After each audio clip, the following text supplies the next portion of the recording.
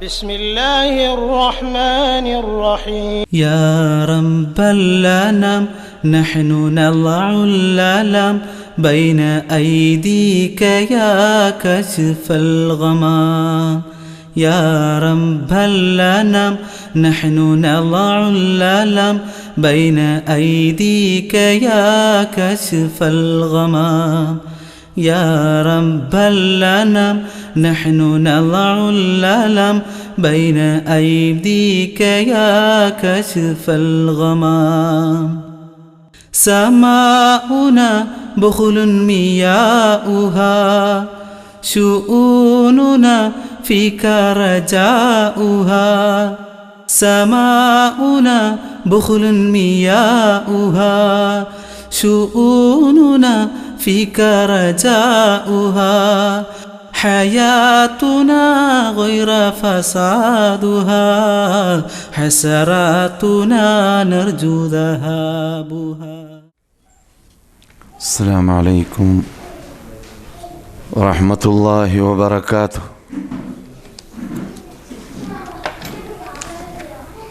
إن الحمد لله نحمده ونستعينه ونؤمن به ونتوكل عليه ونعوذ بالله من شرور أنفسنا ومن سيئات أعمالنا من يهد الله فلا مضل له ومن يضلل فلن تجد له وليا مرشدا أشهد أن لا إله إلا الله وحده لا شريك له وأشهد أن محمدا عبده ورسوله صفيه وخليله أرسله بالهدى ودين الحق ليظهره على الدين كله ولو كره المشركون. أما بعد فإن أحسن الحديث كتاب الله وخير الهدي هدي محمد صلى الله عليه وسلم وشر الأمور محدثاتها وكل محدثة بدعة وكل بدعة ضلالة وكل ضلالة في النار.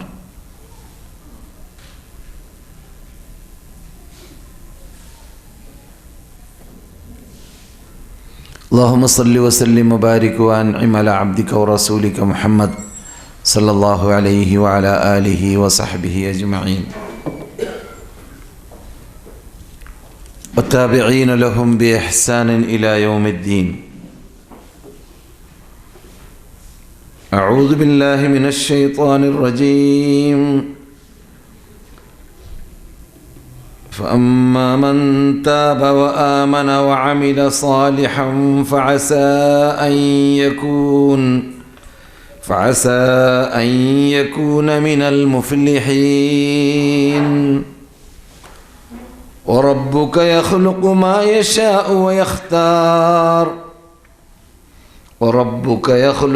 يشاء ويختار وما كان لهم الخيرة سبحان الله وتعالى عما يشركون. وربك يعلم ما تكن صدورهم وما يعلنون وهو الله لا إله إلا هو له الحمد في الأولى والآخرة وله الحكم وإليه ترجعون. من സഹോദര സഹോദരിമാരെ, മദീനവാസികളായ സദസ്യരെ, മറ്റു ശ്രോതാക്കളെ,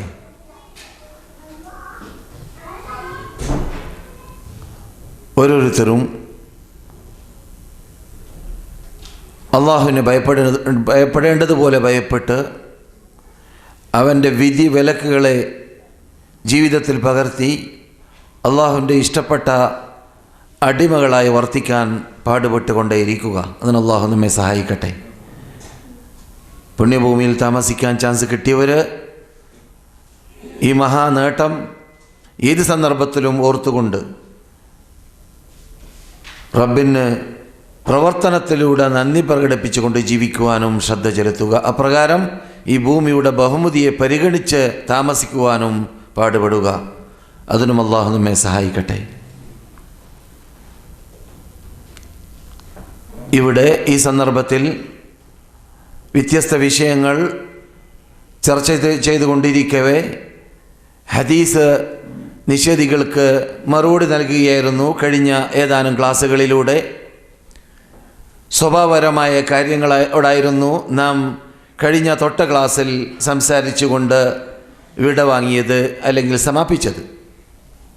വഴിക്ക് വഴി അനുസരിച്ച് ഇന്ന് ചർച്ച ചെയ്യേണ്ട സബ്ജക്റ്റ് അൽ അഖായിദ്, വിശ്വാസപരമായ കാര്യങ്ങൾ എന്നതാണല്ലോ. വിശ്വാസപരമായ കാര്യങ്ങൾക്ക് ഉള്ള വിശാലത, ഉള്ള പ്രാധാന്യം അറിയുന്ന നിങ്ങളെ സംബന്ധിച്ചിടത്തോളം എത്ര കണ്ട് ശ്രദ്ധ ചെലുത്തി അത് പഠിച്ചിരിക്കണം, പഠിക്കാനും മനക്കെട്ടിരിക്കണം എന്നത് പറഞ്ഞറിയിക്കേണ്ടതില്ല. അത്തരം പ്രാധാന്യങ്ങൾ അർഹിക്കേണ്ട, നൽകേണ്ട ഒരു സബ്ജക്റ്റാണ് ഇന്ന് നാം ചർച്ചയ്ക്ക് എടുത്തിട്ടുള്ളത്. അതിന് നമുക്ക് വേണമെങ്കിൽ ഇസ്ലാമിക ചികിത്സ എന്ന തലക്കെട്ട് നൽകാവുന്നതാണ്. വിശുദ്ധ മതം, നമ്മുടെ മതം, അള്ളാഹു ഇറക്കിയ മതം, നബിമാരിലൂടെ ലോകത്തിലേക്കെത്തിയ മതം, ഗ്രന്ഥങ്ങൾ പരിചയപ്പെടുത്തിയ മതം മനുഷ്യരാശിയുടെ നന്മയ്ക്ക് വേണ്ടിയാണ് ഇറങ്ങിയത്. അതുകൊണ്ട് തന്നെ മനുഷ്യരാശിക്ക് നന്മയ്ക്ക് ആവശ്യമുള്ളത് എന്തൊക്കെയുണ്ട് അതെല്ലാം ഈ മതത്തിലുണ്ട്. ബുദ്ധിജീവി ബുദ്ധി ഉപയോഗിക്കുകയാണെങ്കിൽ പ്രകൃതി മതത്തിലേക്ക് എത്തേണ്ടതാണ്. ലോകത്തിൽ ആർക്കെല്ലാം ഈ പ്രകൃതി മതത്തിലേക്ക് എത്താൻ സാധിച്ചിട്ടില്ല, അവൻ ബുദ്ധി ഉപയോഗിച്ചിട്ടില്ല, ബുദ്ധി ഉപയോഗിക്കേണ്ടതുപോലെ എന്ന് നമുക്ക് കരുതാം. കാരണം അത്രയും കൂടുതൽ നന്മകൾ നിറഞ്ഞു കിടക്കുന്ന ഒരു ആദർശമാണ് ഇസ്ലാം.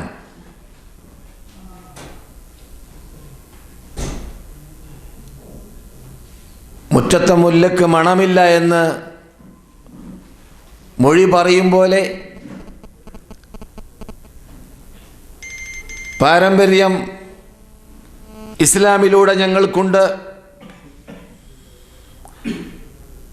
ഞങ്ങളുടെ പിതാക്കളും ഞങ്ങളുടെ പരിസരക്കാരും ഞങ്ങളുടെ നാട്ടുകാരും എല്ലാവരും മുസ്ലിങ്ങളാണ് എന്ന് കൊട്ടിഘോഷിച്ച് നടക്കുന്ന കാനേഷ്മാരി മുസ്ലിങ്ങളാണ് ഇന്ന് ലോകത്തിൽ ജീവിക്കുന്നവരിൽ ബഹുഭൂരിപക്ഷം. അതുകൊണ്ട് തന്നെ ഇസ്ലാമിനെക്കുറിച്ച് വേണ്ടതുപോലെ ആഴത്തിറങ്ങി പഠിക്കാൻ മുസ്ലിങ്ങളെന്ന് പറയുന്നവരിൽ നല്ലൊരു ശതമാനം പരിശ്രമിക്കാറില്ല. ഇസ്ലാമിനെ പഠിച്ചുകൊണ്ട് ഈ മതത്തിലേക്ക് കടന്നു വരുന്നവർ ഇസ്ലാമിന് നൽകുന്ന പ്രാധാന്യം പോലെയുള്ള പ്രാധാന്യം അങ്ങനെയുള്ളവർ നൽകാറുമില്ല. കഴിഞ്ഞ 2 ആഴ്ച മുമ്പ് ദമ്മാമിൽ നടന്ന മഹാസമ്മേളനത്തിൽ നിങ്ങൾ പത്രത്തിലൂടെയും മറ്റും വായിച്ചു കാണും. ഞാൻ അവിടെ മറ്റു 1500-ൽ പരം പേര് പങ്കെടുത്തവരുടെ ഹൃദയം ഞെട്ടിയതുപോലെ എന്നെയും വേദനിപ്പിച്ച വാർത്തകളായിരുന്നു. 2 അമുസ്ലിം സുഹൃത്തുക്കളിൽ അഭ്യസ്തവിദ്യരായ 2 വ്യക്തികൾ, അവരെക്കുറിച്ച് അവർ സംസാരിച്ചു. അവരുടെ കഥ, അവരെങ്ങനെ മതത്തിലേക്ക് കടന്നു വന്നു എന്നതിനെക്കുറിച്ചും മറ്റും. അതിൽ ഒരു വ്യക്തി പറയുകയുണ്ടായി, അത് നമുക്ക് കേട്ട് പരിചയമുള്ളതാണെങ്കിലും അദ്ദേഹം ഖേദത്തോടു കൂടി പ്രയാസത്തോടു കൂടി കരഞ്ഞുകൊണ്ടാണ് പറയുന്നത്, ഈ മതത്തെ ശരിക്ക് പഠിച്ചുകൊണ്ട് ഈ മതത്തിലേക്ക് ഞാൻ കടന്നു വന്നതാണ്. മുസ്ലിങ്ങളിലൂടെയല്ല, മുസ്ലിങ്ങളെ നോക്കിയാണെങ്കിൽ ഞാൻ ഈ മതത്തിലേക്ക് കടന്നു വരികയില്ലായിരുന്നേനെ എന്ന് മുസ്ലിങ്ങൾ 1500 മുസ്ലിങ്ങളെ നോക്കി പറയണം മൂപ്പര്.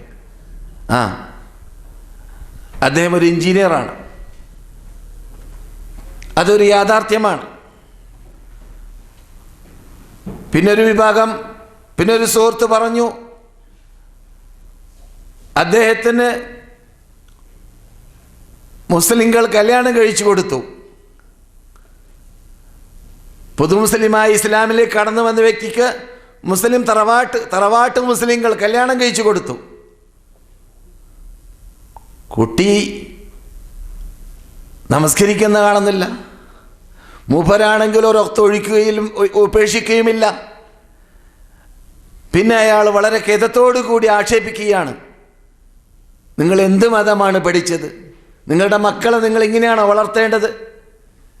കെട്ടിയ കുട്ടിക്ക് പെണ്ണിന് നമസ്കരിക്കാൻ അറിയുകയില്ല, നമസ്കാരം പരിചയമില്ല. ഞാൻ നമസ്കാരത്തിൻ്റെ പ്രത്യേകത മനസ്സിലാക്കിയിട്ട് മതം പഠിച്ചു വന്നതാണ് ഈ മതത്തിലേക്ക്. അങ്ങനെയുള്ള നമസ്കാരം എനിക്ക് കെട്ടിച്ചെന്ന പെണ്ണിന് അറിയില്ല. എങ്ങനെയുണ്ട്? ഇതാണ് ബഹുഭൂരിപക്ഷത്തിൻ്റെ സ്ഥിതി മുസ്ലിങ്ങളിൽ. ഇത് ഖേദത്തോടു കൂടി അവർ രണ്ടുപേര് പറഞ്ഞു. രണ്ടുപേർക്കും പലതും പറയാനുണ്ടായിരുന്നു.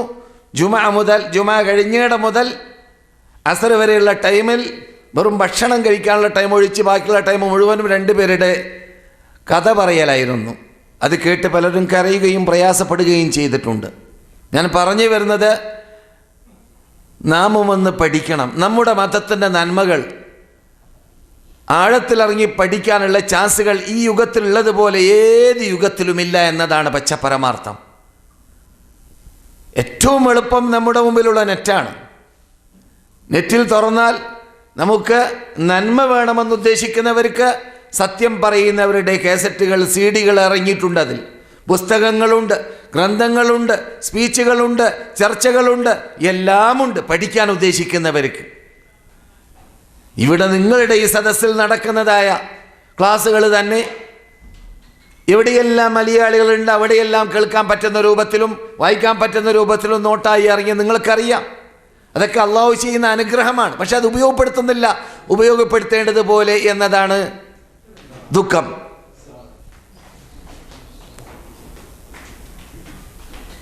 ആരുടെ മൊബൈലിൽ പരിശോധിച്ചാൽ 29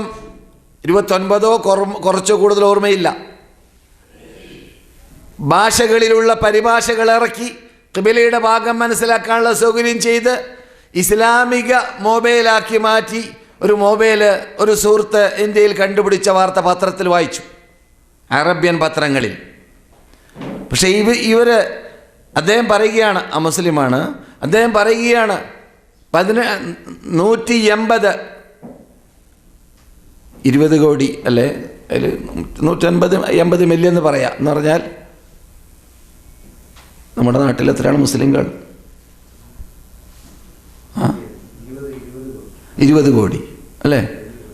20 കോടി. അയാൾ പറഞ്ഞ 180 മില്യനാണ്. അപ്പോൾ 1,80,00,000,000 ഇത് 18 കോടി. സോറി, ഏതായാലും അയാൾ പറയാണ്, ഈ മുസ്ലിങ്ങളൊക്കെ ഈ മൊബൈൽ ഉപയോഗിക്കുകയാണെങ്കിൽ യഥാർത്ഥത്തിൽ ഒരു മഹാ നേട്ടമാണ്. അത് ഉപയോഗിക്കുമോ, അതിനുള്ള ആവശ്യമുണ്ടോ അവർക്ക്, അതിനോട് ഇൻട്രസ്റ്റ് ഉണ്ടാകുമോ എന്നതിലാണ് മൂപ്പർക്ക് സംശയം, കണ്ടുപിടിച്ച വ്യക്തിക്ക്. എന്തുകൊണ്ട്? നമ്മുടെ കൂടെ മൊബൈലുണ്ട്. പരിശോധിച്ച് നോക്കുകയാണെങ്കിൽ ഈ മൊബൈലിൽ പള്ളിക്ക് പോകുന്നവരുടെ മൊബൈലിൽ വരേക്കും മ്യൂസിക്കാണ്. അതെങ്കിലും ഒഴിവാക്കിക്കൂടെ? അവൻ എപ്പോഴും ശ്രദ്ധിച്ചോളണമെന്നില്ലല്ലോ പൊട്ടിയോ ഇല്ലേ എന്നുള്ളത്. നിസ്കാരം നടന്നുകൊണ്ടിരിക്കുന്ന സമയത്ത് അള്ളാഹിൻ്റെ മുമ്പിൽ നിന്ന് നിൽക്കുമ്പോൾ അള്ളാഹ് കർശനമായ ഭാഷയിൽ ഖുർആനിൽ വിരോധിച്ചതായ മ്യൂസിക് അവിടെ പ്രവർത്തിക്കുക, അല്ലെങ്കിൽ ഗായകന്മാരായ തോന്നിവാസികളുടെ ശബ്ദ കോലാഹലങ്ങൾ അവിടെ അള്ളാഹുവിൻ്റെ മുമ്പിൽ നിന്നുകൊണ്ട് സംസാരിക്കുന്ന മുസ്ലിങ്ങളുടെ ഖുശൂഉം ഖുദൂഉം നഷ്ടപ്പെടുത്താൻ മാത്രമുള്ള രൂപത്തിലാക്കി മാറ്റുക എന്നതാണ് നാം ഇപ്പോൾ നല്ലൊരു ശതമാനം മുസ്ലിങ്ങളിൽ കാണുന്നത്. അല്ല എന്ന് പറയാൻ പറ്റുമോ? എന്ന് മാത്രമല്ല, മറ്റുള്ളവരെയും പ്രയാസപ്പെടുത്താം. നാം വല്ലവർക്കും ഫോൺ ചെയ്യുമ്പോൾ, പ്രത്യേകിച്ച് ഇന്ത്യയിലേക്ക് വല്ലവർക്കും ഫോൺ ചെയ്യുകയാണെങ്കിൽ കൂടുതൽ നാം ഇങ്ങോട്ട് കേൾക്കാറുള്ളത് അവിടുന്ന് എന്താണ്? മ്യൂസിക്കോ പാട്ടോ തോന്നിവാസമോ അനാചാരമോ ആണ്. അതെങ്കിലും അവനേതായാലും തെറ്റിയാണ്, മറ്റുള്ളവരെ കൊണ്ട് നിർബന്ധിപ്പിച്ച് തെറ്റിപ്പിക്കുക. അതിൽ നിന്നിട്ടെങ്കിലും മുക്തരാവാൻ പരിശ്രമിക്കാറില്ല പലപ്പോഴും. വേദനിപ്പിക്കുകയല്ല. നിങ്ങൾക്ക് എന്നെ പരിചയമുണ്ട്. കുറവാണ് നാം പറയൽ, വീഴ്ചയാണ് നാം പറയൽ. എന്തുകൊണ്ട്? വീഴ്ച നാം മനസ്സിലാക്കിയാൽ എന്നെ കെറ്റാൻ സാധിക്കും. നന്മകൾ പറയേണ്ട ആവശ്യമില്ല. വെറുതെ രോമം പൊങ്ങാൻ മാത്രം പറയാൻ നമ്മളിൽ നന്മയും ഇല്ല. ഉണ്ടെങ്കിൽ തന്നെ വളരെ പരിമിതം. റസൂൽ പറഞ്ഞങ്ങനെയാണ്, 1000-ൽ ഒരാൾ സ്വർഗത്തിൽ, 999 പേര് നരകത്തിൽ. അള്ളാഹു നമ്മെ ആ ഒരാളിൽ പെടുത്തുമാറാകട്ടെ. അള്ളാഹ്ക്ക് എളുപ്പമാണ്. അതെ, ആരും പ്രയാസപ്പെടേണ്ട. അള്ളാഹുവിൻ്റെ അനുഗ്രഹം വിശാലമാണ്. ഇസ്ലാമിക ചികിത്സ എന്നതാണ് ഇന്നത്തെ സബ്ജക്റ്റ്. ഞാൻ നിങ്ങളെ ഉണർത്തിയതുപോലെ അള്ളാഹു സുബ്ഹാനഹു വ തആല മനുഷ്യരാശിയുടെ നന്മയ്ക്ക് വേണ്ടി ഇറക്കിയ മതമായതുകൊണ്ട് തന്നെ നമുക്ക് എന്തെല്ലാം നന്മ ഇവിടെ ആവശ്യമുണ്ട് അതെല്ലാം ഇവിടെ അള്ളാഹു സുബ്ഹാനഹു വ തആല ഇറക്കിയിട്ടുണ്ട്. അതെ, പക്ഷേ എന്ത് ഇവിടെ അള്ളാഹു ചെയ്യുകയാണെങ്കിലും അള്ളാഹു അതിന് കാരണം നൽകാറുണ്ട്. കാരണം നിങ്ങൾക്കറിയാം, കാരണമില്ലാതെ ഒന്നുമില്ല. നമുക്ക് സമ്പാദിക്കാൻ അള്ളാഹു സുബ്ഹാനഹു വ തആല നമുക്ക് സമ്പാദ്യം നൽകാൻ തീരുമാനിച്ചാൽ, നാം വിരിപ്പിൽ കിടക്കുമ്പോൾ ഇന്ത്യയിൽ നൽകാൻ സാധ്യതയുള്ള റബ്ബ് അതിന് കാരണമായി വിസ ഉണ്ടാക്കി തന്നു, കാരണമായി ജോലി ഉണ്ടാക്കി തന്നു, കാരണമായി ഇവിടേക്ക് നമ്മളെ കൊണ്ടുവന്നു. അല്ലേ? അതൊരു കാരണമാണ്. ആ കാരണം അനിവാര്യമാണ്. അസ്ബാബ് നമുക്കറിയാവുന്നതുപോലെ കല്യാണം കഴിക്കുന്നത് കാരണമാണ്. എന്തിനുള്ള? കുട്ടികൾ ഉണ്ടാവാൻ. പക്ഷേ കാരണമുണ്ടായാൽ തന്നെ എന്തായിക്കൊള്ളണമെന്നില്ല, റിസൾട്ടിലേക്ക് എത്തിക്കൊള്ളണമെന്നില്ല. അല്ലേ? ലില്ലാഹി മുൽക്കുസ് സമാവാതി വൽ അർള് യഖ്ലുഖു മാ യശാ യഹബു ലിമൻ യശാഉ ഇനാസൻ വയഹബു ലിമൻ യശാഉ ദുകൂർ വയുസവ്വിജുഹും ദുകുറാനൻ വഇനാസാ വയഹബു ലിമൻ യശാഉ വയജഅലു മൻ യശാഉ അഖീമാ. അങ്ങനല്ലേ? എന്താണ്? അള്ളാഹുവിനാണ് ആകാശഭൂമിയിലുള്ളത് സാർവതും. ഇഷ്ടമുള്ള ആൾക്ക് അള്ളാഹു സുബ്ഹാനഹു വ തആല കല്യാണം കഴിച്ചതായ വിഭാഗത്തിന് എന്ത് ചെയ്യുന്നു? ആൺകുട്ടികളെ നൽകുന്നു. പിന്നെ ഇഷ്ടമുള്ളവർക്ക് പെൺകുട്ടികളെ നൽകുന്നു. ചിലർക്ക് ആൺകുട്ടികളെയും പെൺകുട്ടികളെയും നൽകുന്നു. ചിലരെ അള്ളാഹു സുബ്ഹാനഹു വ തആല ഒന്നുമില്ലാതെയാക്കി മാറ്റുന്നു. ഇഷ്ടം, അള്ളാഹുവിൻ്റെ ഇഷ്ടം. അതിൽ ചോദ്യം ചെയ്യാൻ ആർക്കും അധികാരമോ അവകാശമോ ഇല്ല. അതെ, റബ്ബുക യഖ്ലുഖു മാ യശാഉ വയഖ്താർ എന്ന വൈറ്റുള്ളതായ പദം ഞാനിവിടെ കളിപ്പിക്കാറുണ്ട് പലപ്പോഴും. റബ്ബുക യഖ്ലുഖു മാ യശാ, നിന്റെ നാഥൻ അവൻ ഇഷ്ടമുള്ളത് അവൻ സൃഷ്ടിക്കും.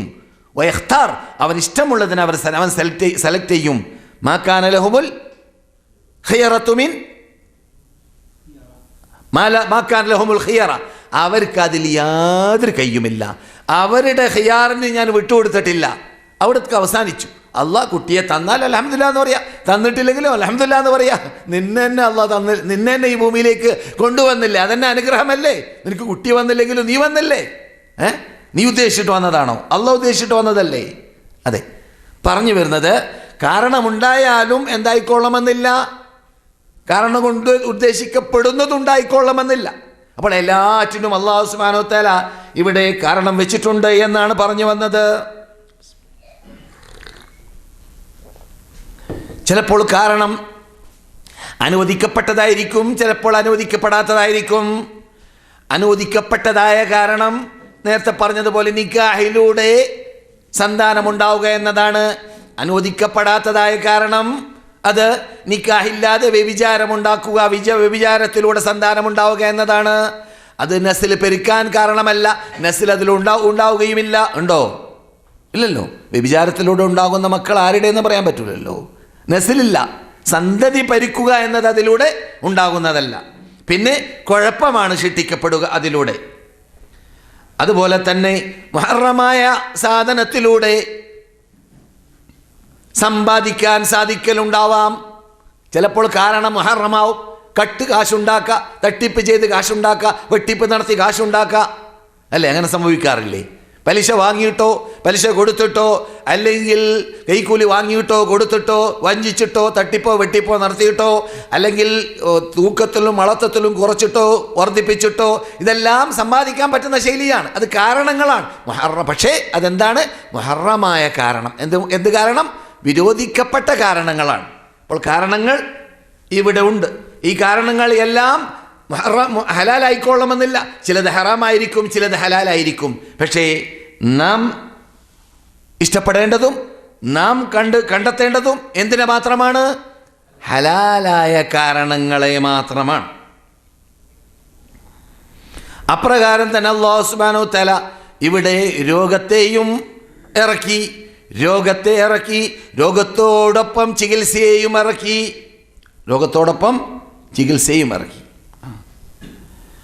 ഈ ചികിത്സ എന്നതിനെ രോഗം മാറാനുള്ള കാരണമാക്കി മാറ്റുകയും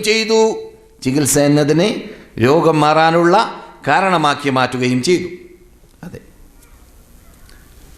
പക്ഷേ കാരണമുള്ളതോടുകൂടി ചികിത്സ ചെയ്തതോടുകൂടി രോഗം മാറണമെന്നുണ്ടോ? ശ്രദ്ധിക്കണം, വിശ്വാസപരമായ കാര്യമാണ് നമ്മുടെ വിഷയം. രോഗം മാറണമെന്നുണ്ടോ? ഇല്ല. അല്ലാഹു ഉദ്ദേശിച്ചാൽ മാറും, ഇല്ലെങ്കിൽ മാറൂല.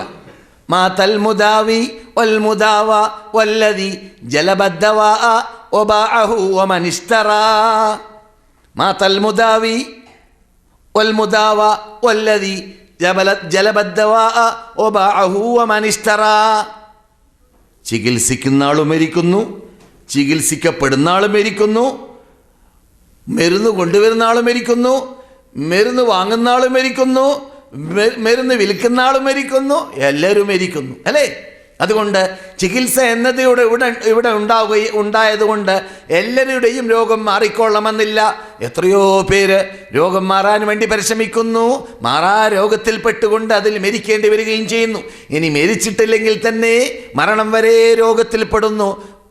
ചിലർ പറയുന്നു ഇത് രോഗമാണ്. അല്ല, രോഗം മാറാനുള്ള ചികിത്സയുണ്ട് ഇവിടെ. റസൂൽ പറയുന്നു, അലിമഹു മൻ അലിമ മാ അൻസലല്ലാഹു ദാഅൻ ഇല്ലാ വഅൻസല മഅഹു ദവാഅ. ഇവിടെ അല്ലാഹു രോഗത്തെ ഇറക്കുമ്പോൾ അതിന് ചികിത്സയും ഇറക്കുന്നുണ്ട്. അലിമഹു മൻ അലിമ, പഠിച്ചവൻ പഠിക്കുന്നു, അറിയുന്നവൻ അറിയുന്നു. വജഹിലഹു മൻ ജഹില, അറിവില്ലാത്തവർക്ക് അറിവില്ലാതെ പോവുകയും ചെയ്യുന്നു. അപ്പോൾ ചികിത്സ എന്നത് എന്തല്ല? ചികിത്സ എന്നത് രോഗം മാറാൻ കാരണമാണ് എങ്കിലും ആ ചികിത്സ എന്ന ആ കാരണം ഉപയോഗിച്ചതുകൊണ്ട് എന്തായിക്കൊള്ളണമെന്നില്ല, രോഗം എല്ലാവരുടെയും മാറിക്കൊള്ളണമെന്നില്ല. അല്ലാഹുവിന്റെ റസൂൽ പറയുന്നു സഹീഹ് ഹദീസിൽ, അൽ ഹബ്ബത്തുസ് സൗദാ ശിഫാഉം മിൻ കുല്ലി ദാഇ ഇല്ലസ്സാം. അല്ലേ, നബിയുനാ മുഹമ്മദ് റസൂലുള്ളാഹി. ഹബ്ബത്ത് സൗദ എന്ന കരിഞ്ജീരകം നമ്മൾ പറയാ, അല്ലേ? ഹബ്ബത്ത് സൗദ എന്നത് എല്ലാ രോഗത്തിനും ശിഫയുണ്ട്, അതിൽ മരണമൊഴിച്ച് മരിക്കേണ്ടി വന്നാൽ അതിന് ശിഫയില്ല. മറ്റതൊക്കെ ഇപ്പോൾ കണ്ടുപിടിച്ച് വന്നിരിക്കുകയാണ്, ഉപയോഗിച്ച് വന്നിരിക്കുകയാണ്.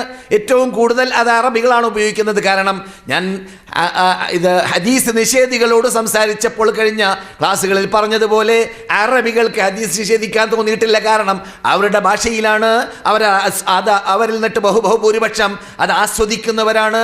അതിൻ്റെ നന്മ അറിയും, അതിൻ്റെ പുണ്യമറിയും. അത് പറയുന്ന ദൂതരെ പരിചയമുണ്ട്, ആ ദൂതരുടെ വാക്കിൻ്റെ പ്രത്യേകത പരിചയമുണ്ട്. അവർ സാധാരണ ഉപയോഗിക്കുന്ന അറബി ഭാഷയാണെങ്കിലും അതിലൊരു പ്രത്യേകതയുണ്ട് എന്നവർക്ക് അറിയാൻ സാധിക്കുന്നുണ്ട്.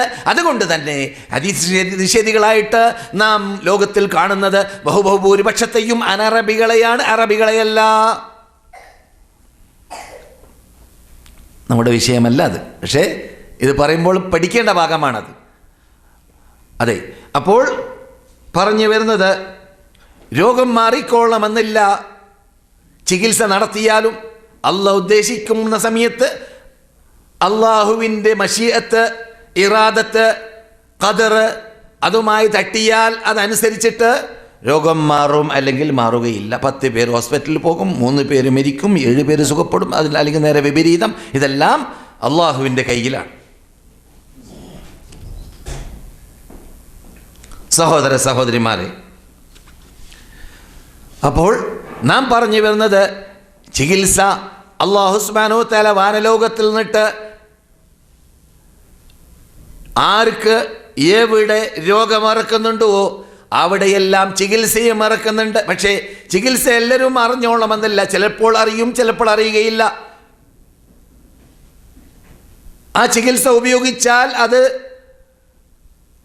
അതിലൂടെ എല്ലാവരുടെയും രോഗം മാറിക്കൊള്ളണമെന്നില്ല. അത് ഏത് ചികിത്സയുടെയും സ്വഭാവം അങ്ങനെ തന്നെയാണ്. അത് നാം ഇന്ന് ചർച്ച ചെയ്യാൻ പോകുന്നതായ ഇസ്ലാമിക ചികിത്സ ആവട്ടെ അല്ലാത്തതാവട്ടെ, ഇസ്ലാമിക ചികിത്സ പറഞ്ഞാൽ ഇസ്ലാമിക റുഖിയാണ് ഞാൻ ഉദ്ദേശിക്കുന്നത്, എന്നല്ലാതെ ഡോക്ടറെ സമീപിക്കലും ഇസ്ലാമിക ചികിത്സ തന്നെയാണ് കേട്ടോ. ഡോക്ടറെ സമീപിക്കലും ഇസ്ലാമിക ചികിത്സ തന്നെയാണ്. ഡോക്ടർ പറയുന്ന മരുന്ന് ഉപയോഗിക്കലും ഇഞ്ചക്ഷൻ വെക്കലും ഓപ്പറേഷൻ ചെയ്യലും ഇതെല്ലാം ഇസ്ലാമിക ചികിത്സ തന്നെയാണ്. ഞാൻ ഉദ്ദേശിക്കുന്നത് അത്തിബുൻ നബവി എന്ന റസൂല് പഠിപ്പിച്ചതായ ചില ചികിത്സകളുണ്ട്, അതാണ് ഞാൻ ഉദ്ദേശിക്കുന്നത്. മനസ്സിലായില്ലേ? രോഗം മാറാൻ. കാരണം അതിലാണ് വിശ്വാസത്തിൻ്റെ ഭാഗങ്ങളുള്ളത് എന്നതുകൊണ്ട്. അതിന് നേരെ വിപരീതമായാൽ വിശ്വാസത്തിന് ഘടകവിരുദ്ധവും വിശ്വാസത്തിന് എതിരും നമ്മുടെ അഖീദയ്ക്ക് പാളിച്ച തട്ടുന്നതും കോട്ടം തട്ടുന്നതുമായി മാറിത്തീരുകയും ചെയ്യും. ഇസ്ലാം അനുവദിച്ചതായ കാരണങ്ങളിൽപ്പെട്ടതാണ് ചികിത്സ എന്ന് നാം മനസ്സിലാക്കി കഴിഞ്ഞു. അതിന് ആദ്യമായിട്ട് ശ്രദ്ധിക്കേണ്ടത് ശറഅ അനുവദിച്ച രൂപത്തിലുള്ളതായിരിക്കണം ആ കാരണം. ശറഅ അനുവദിച്ച രൂപത്തിലുള്ളതായിരിക്കണം കാരണം. അള്ളാഹുവിൻ്റെ ഖദറിലും ഖളാഇലുമുള്ള വിശ്വാസത്തോടു കൂടിയായിരിക്കണം. അള്ളാഹുവിൻ്റെ ഖദർ അനുസരിച്ചിട്ടാണ് ഇവിടെ എല്ലാം സംഭവിക്കുന്നത് എന്നത് നമ്മുടെ പ്രധാന ഭാഗമാണ്. ഉൽ ഖദറു ഖൈരിഹി വശർരിഹി മിനല്ലാഹി തആല, അല്ലേ? അത് നാം മനഃപ്പാടമാക്കി വെച്ചതും നമ്മുടെ വിശ്വാസപരമായ കാര്യവുമാണ്. അതെ, കാരണത്തിനോട് മാത്രം ശ്രദ്ധിക്കുക, വിശ്വാസം കോട്ടം തട്ടാതിരിക്കാൻ. കാരണത്തോട് മാത്രം, കാരണത്തിലേക്ക് മാത്രം ഇഅ്തിമാദ് പാടുള്ളതല്ല. ഇന്ന ചികിത്സ കൊണ്ടാണ് എൻ്റെ രോഗം മാറിയത് എന്ന് ആരും എന്ത് ചെയ്യാൻ പാടുള്ളതല്ല, വിശ്വസിക്കുവാനും കരുതാനും പാടുള്ളതല്ല. ചികിത്സ കാരണം മാത്രമാണ്. മനസ്സിലായില്ലേ? ഇന്ന സൂപ്പർ മാർക്കറ്റിലൂടെ, ഇന്ന ലോഡ്ജ് നടത്തിയതിലൂടെ, ഇന്ന ഹോട്ടലിലൂടെ ഞാൻ സമ്പാദിച്ചു എന്നത് പറയുമ്പോൾ അള്ളാഹിൻ്റെ തൗഫീഖ് അവിടെ കൂട്ടിച്ചേർക്കണം മോമിൻ. ചേർക്കാതെ പറയൂല മോമിനാണെങ്കിൽ, അല്ലേ? എന്തുകൊണ്ട് അവനത് പറയുന്നു? അവനറിയാം എന്നെപ്പോലെ കാശ് കൊടുത്ത് 10,000-ഉം 15,000-ഉം ചെലവാക്കി വിസയുണ്ടാക്കി വന്നവർ തന്നെയാണ് ഇവിടെ പട്ടിണി കിടക്കുന്നത്, അല്ലെങ്കിൽ കാശില്ലാതെ നടക്കുന്നത്, അല്ലെങ്കിൽ സമ്പാദിക്കാതെ നടക്കുന്നത്. വിസയിലൂടെയാണ് സമ്പാദ്യമെങ്കിൽ അവരും ഞാനും സമ്പാദിക്കേണ്ടതല്ലേ? എല്ലാവരും സമ്പാദിക്കാറുണ്ടോ എന്ന് മാത്രമല്ല, ഞാൻ സാധാരണ പറയാനുള്ള ഉദാഹരണമുണ്ട്. എന്ത്? ഒരുപോലത്തെ ലോഡ്ജ് അല്ലെങ്കിൽ ഒരുപോലത്തെ തുല്യതയുള്ള സൂപ്പർ മാർക്കറ്റ്. ഇദ്ദേഹം തുറക്കുന്നു, അദ്ദേഹം തുറക്കുന്നു. ഇദ്ദേഹം കൊല്ലം പൂർത്തിയാകുമ്പോൾ വേറൊരു സൂപ്പർ മാർക്കറ്റ് തുറക്കാൻ മാത്രമുള്ള കാശുണ്ടായി മാറുന്നു.